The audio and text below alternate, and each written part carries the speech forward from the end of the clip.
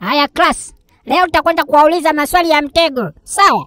Nitataka kila mmoja ajibu vizuri kwa kufikiri vizuri. Usikurupuke wakati wa kujibu nikikuuliza swali, sawa? Ndiyo mwalimu.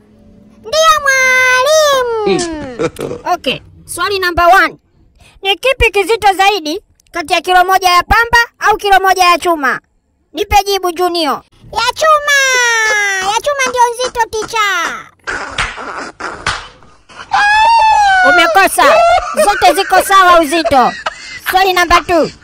Ikiwa jogoo anataka kutaga juu ya paa, yai litaangukia upande gani? Nipe jibu.